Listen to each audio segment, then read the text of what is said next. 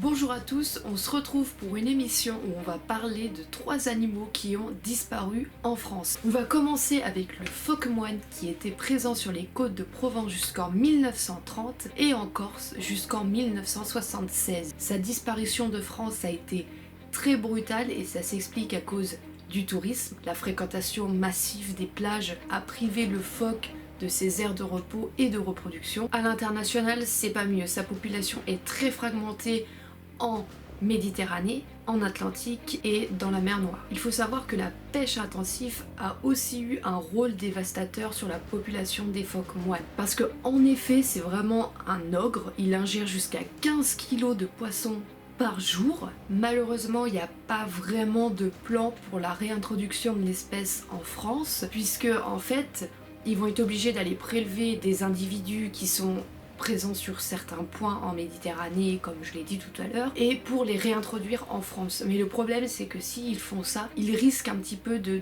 déstabiliser la population mondiale. Donc en fait, la meilleure option, ce serait la recolonisation naturelle. Donc pour ça, il faudrait leur laisser des endroits tranquilles pour pouvoir se reproduire et pour pouvoir se reposer. On passe tout de suite avec la deuxième invitée de la liste, qui est la baleine basque. Il faut savoir qu'au XIIe siècle, la chasse à la baleine était pratiquée par tous les ports du Golfe en France, mais c'est surtout les biarros qui en ont fait une véritable spécialité et qui étaient considérés comme des spécialistes jusqu'au XVe siècle, date de la disparition de l'espèce en France. À l'époque, on faisait énormément de choses avec les baleines. On vendait leurs os pour faire des barrages, des clôtures, on se servait de leur peau pour faire du cuir, on mangeait aussi de la baleine. Une des parties d'ailleurs qui était la plus appréciée, c'était la langue, et ensuite il y avait surtout l'huile. On pouvait faire jusqu'à 30 ou 40 tonneaux d'huile, il me semble, avec une baleine. C'était vraiment une importante source de revenus pour l'époque, et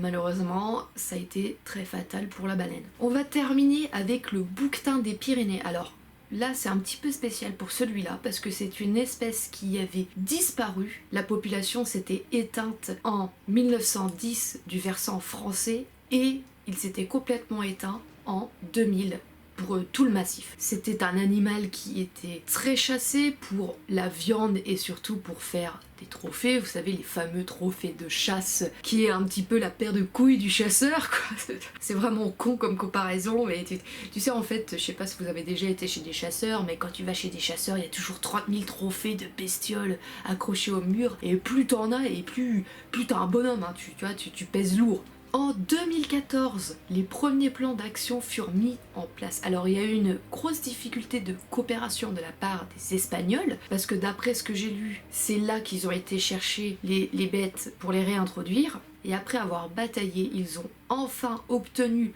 38 spécimens qu'ils ont relâchés dans les Pyrénées du côté français, et en 2015 on a assisté aux premières naissances. Un petit peu de bonnes nouvelles, on commence la liste sur une note noire et on finit positif. C'est tout pour cette première vidéo, on se retrouve dans la prochaine pour parler des animaux encore une fois vulnérables en France. On reste sur le national et puis après on partira en voyage à l'international, bien sûr. Mais avant d'aller regarder l'herbe chez le voisin, c'est bien de regarder l'herbe qui pousse chez nous. Parce qu'on fait tout un plat des animaux qui disparaissent à l'international, on a aussi des animaux en France et il y en a aussi qui sont en train de disparaître. Et il y en a surtout que je vais vous présenter dans les futures listes. Je suis même pas sûre, notamment dans les amphibiens, que la moitié des gens les connaissent. Je pense qu'il y en a, ils sont complètement inconnus au bataillon et pourtant il y a un risque qui pèse aussi sur eux. Voilà, on se retrouve pour la prochaine émission.